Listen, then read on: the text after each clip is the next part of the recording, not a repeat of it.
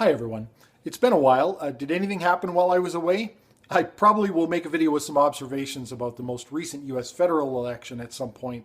And I've commented on the polarization of the US populace and really the West in the past. But it seems with this election and of course the results of same that this polarization has been increased, or at least it's been laid bare to a larger degree. It seems much more apparent. And I think I've got some interesting observations on that.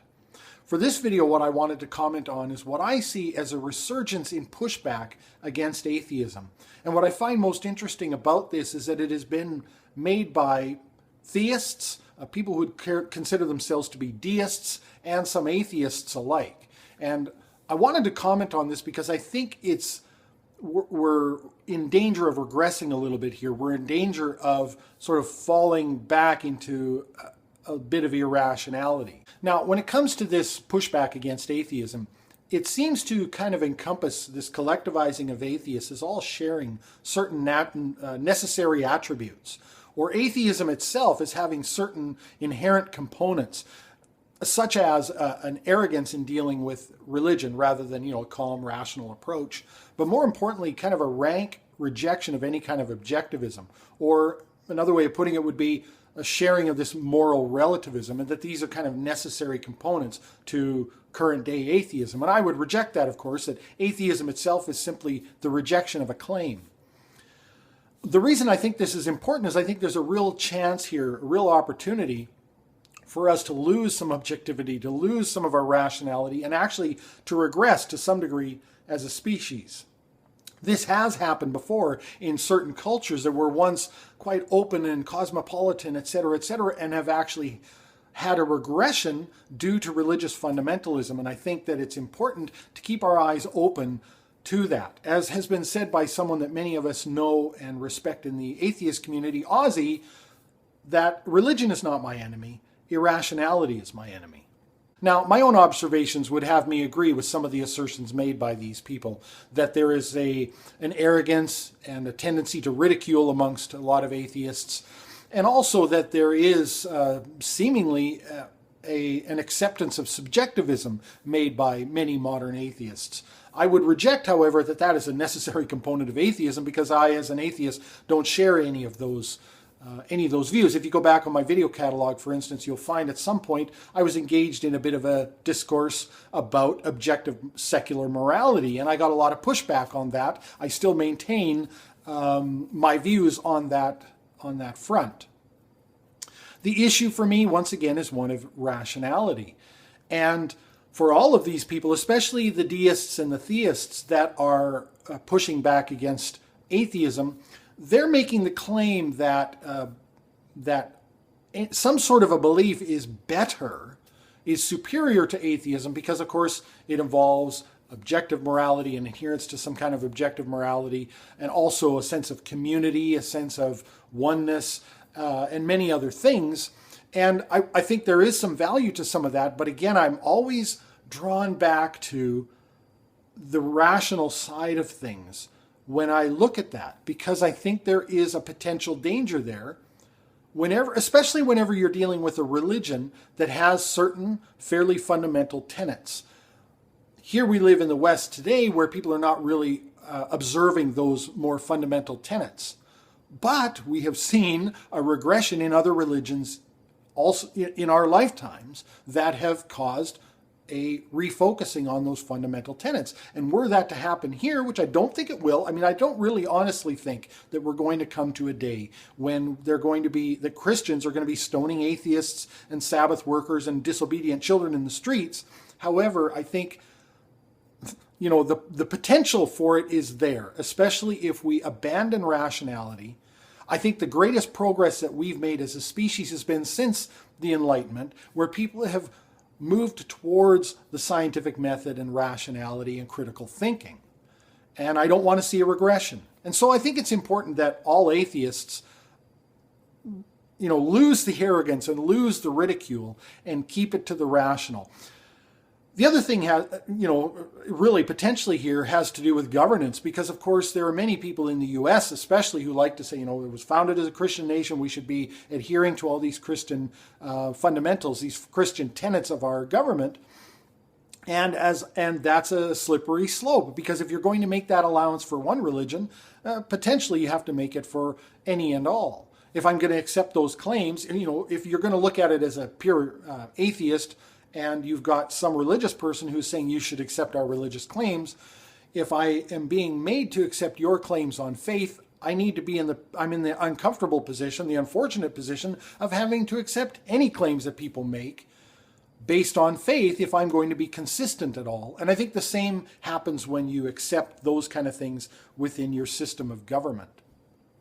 And so I've always said, I think the rational approach is to say to any of these people who would assert that either I should believe as they do, or that our government should include certain religious principles within its structure, that if you're going to expect me to do that, then you're going to have to at least demonstrate that your religion represents an accurate reflection of the nature of our existence. And if you can't do that, I'm afraid I'm going to have to pass. And I think that's a reasonable and rational approach to that.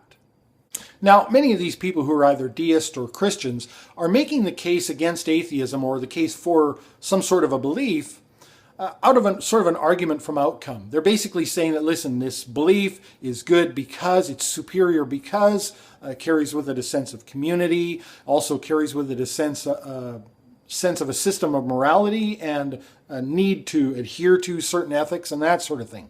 And I don't like this, because this is an argument from outcome. It's basically sort of saying that it doesn't matter how you arrive at the right conclusions as long as they're the correct conclusions. And I disagree with that. I think it's important to believe in the right things for the right reasons, because not to do so is irrational. And I realized this at some point as an adult, that I had a code of ethics myself, but I did not arrive at them through any kind of introspection or any kind of critical thinking.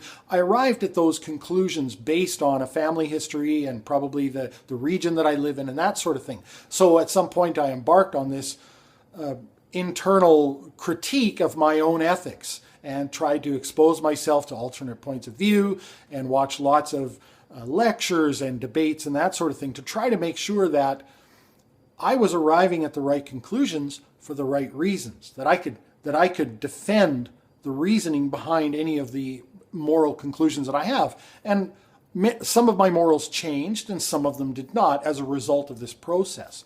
I feel a lot more confident at this point in my life and more comfortable that I believe in the things that I do for the right reasons.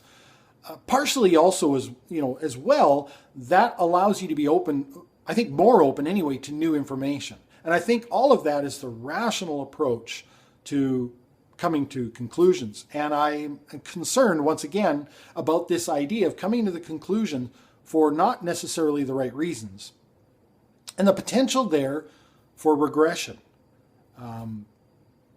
Again, irrationality is actually the enemy here. Now, I don't really know who or what is responsible for this rise in arrogance and this adherence to subjectivism within the atheist community.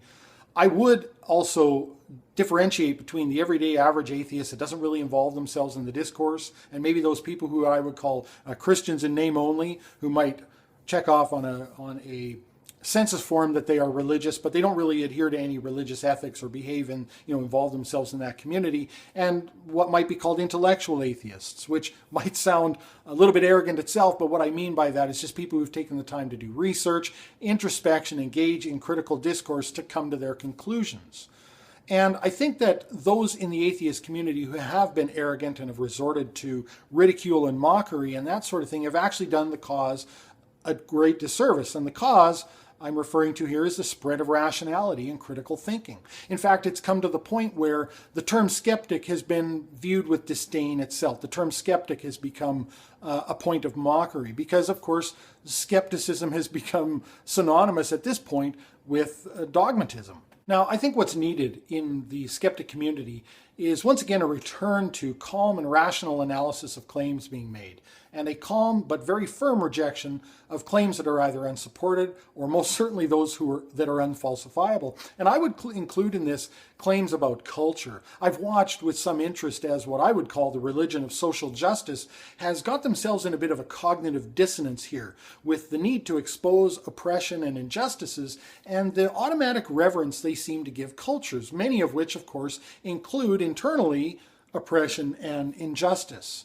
And culture just being the way a certain group of people has done certain things for a certain period of time, there's really nothing that automatically is valid about that. It's not rational to just take hook, line, and sinker and pay all this homage to these cultures.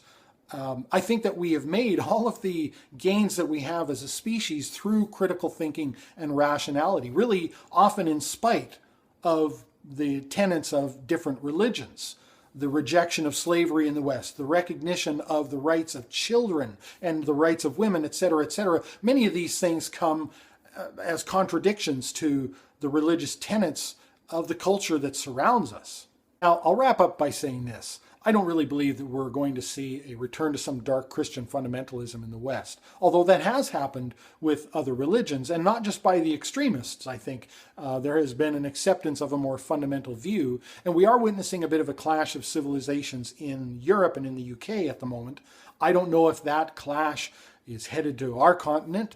I think that's the one thing that probably could bring about a certain return to some degree of Christian fundamentalism. Is, if there was sort of a new heavyweight battle between Christianity and Islam, that might spark something like that. And make no mistake, if I had my choice, Christianity certainly offers the most opportunity for peace and liberty and that sort of thing. So if I had my choice, I would choose that. However, once again, I think it's really, really important that people come to their conclusions for the right reasons.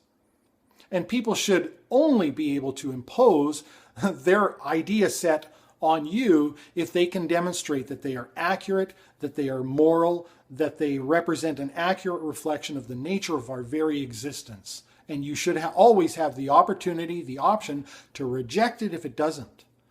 And a very fundamentalist view of any religion does not give you that leeway. And that's why I think it's always very important to maintain critical thinking, maintain rationality and skepticism, and to demand that of others. Because believing things for the wrong reasons makes you susceptible to regression. Please let me know what you think as always. Happy New Year to everyone coming up. I hope you've had a good 2016, and we'll talk to you soon.